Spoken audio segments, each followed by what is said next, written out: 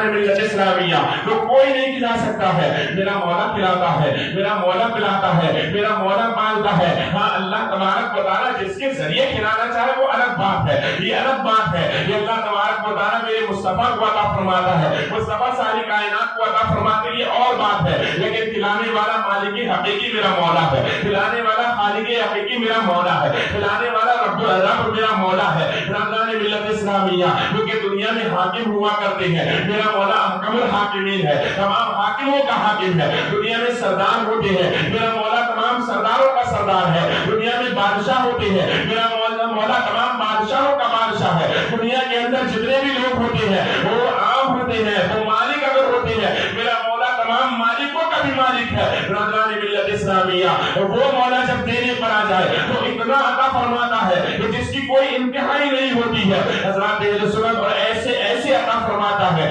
وہاں سے عطا فرماتا ہے جہاں میرا گمان اور آپ کا گمان بھی نہیں جا سکتا ہے۔ اللہ پاک جب دینے پر آئے تو ایسی جگہوں سے عطا فرماتا ہے۔ برادران ملت اسلامیہ آپ بتائیں، جو رب تمہیں کھلاتا ہے، جو رب تمہیں پلاتا ہے، جو رب تمہیں سلاتا ہے، جو رب تمہیں چلنے کی توفیق دیتا ہے، جو رب تمہیں بولنے کا طریقہ سکھاتا ہے، جو رب نے تمہیں زبان عطا فرمائی، کان عطا فرمائے، آنکھیں عطا فرمائی، ہاتھ عطا فرمائے، جسم کا ہر عضو عطا فرمایا۔ اور برادران ملت اسلامیہ یہ نہ سمجھے کہ کوئی عضو بیکار ہے، بلکہ جتنی چیزیں جسم میں اللہ نے عطا فرمائی ہے یہ سب کی سب کا علامت ہے، اور کوئی بھی ایسی چیز جس کے جسم کے اندر نہیں ہے جو بیکار ہو۔ ساری چیزیں اللہ نے بڑی شاندار بنائی ہے۔ حضرات عالم یہ ہے کہ اگر کوئی بندہ اچھا بنا بندہ اگر وہ بہترین زندگی گزار رہا ہے اور میرا مولا اس کی ایک نس کو ٹائٹ کر دے، ایک نس کو دبا دے، تو حضرات میرے سنت زندگی برباد ہو جاتی ہے، جینے کا سلیقہ بھول جاتا ہے، اٹھنا بیٹھنا دشوار ہو جاتا ہے، بولنا چالنا دشوار ہو جاتا ہے۔ دماغ کی ایک نس ہلا دے تو آدمی پاگل ہو جاتا ہے، پیر کی ایک نس ہلا دے تو آدمی لنگڑا ہو جاتا ہے، ہاتھ کی ایک نس ہلا دے تو آدمی جو ہے تو لنگا ہو جاتا ہے، اگر زبان کی ایک نس کو ہلا دے تو آدمی گونگا ہو جاتا ہے، اگر کانوں کی کوئی نس کو ہلا دے تو آدمی بہرا ہو جاتا ہے، اگر کوئی جو ہے تو آنکھوں کی نسوں کو ہلا دے تو آدمی اندھا ہو جاتا ہے۔ یہ اللہ کی کیسی نعمتیں ہیں، کیسی شاندار نعمتیں اللہ نے عطا فرمائی ہے۔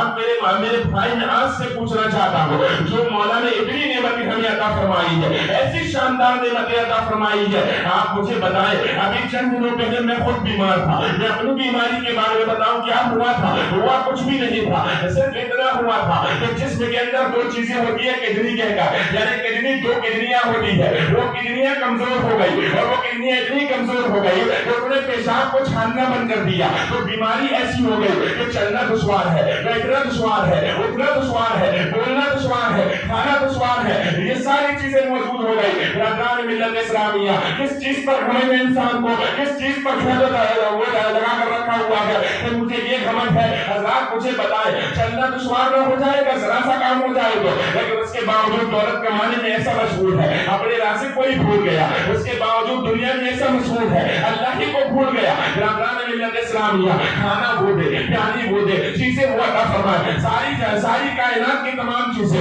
وہ عطا فرمائے، اس کے باوجود اگر بندہ اس کی بارگاہ میں جھکنے کو بھی تیار نہ ہو تو بتاؤ ایسا بندہ کیسا نالائق بندہ ہے، کیسا ناشکرا بندہ ہے، اور اللہ تبارک و تعالیٰ کی کیسی ناشکری کر رہا ہے۔ اور اللہ پاک فرماتا ہے لئن شکرتم لأزیدنکم، اللہ فرماتا ہے اگر تم میرا شکر کرو گے میں تمہیں اور عطا فرماؤں گا، اگر ناشکری کرو گے تو نعمتیں جو دی گئی وہ بھی چھین لوں گا۔ حضرات اہل سنت اب آپ بتائیں کہ نعمتیں زیادہ چاہتے ہیں یا کم چاہتے ہیں؟ اگر زیادہ چاہتے ہیں تو اللہ کی شکر گزاری کی جائے، اور شکر کیا ہے؟ شکر کہنے کا شکر نہیں ہے، بلکہ اتباع رسول اللہ کا شکر ہے، اتباع مولا اللہ کا شکر ہے، یعنی اللہ پاک نے جس کام کا حکم دیا وہ کیا جائے، جس کام سے منع کیا اس سے رک جایا جائے۔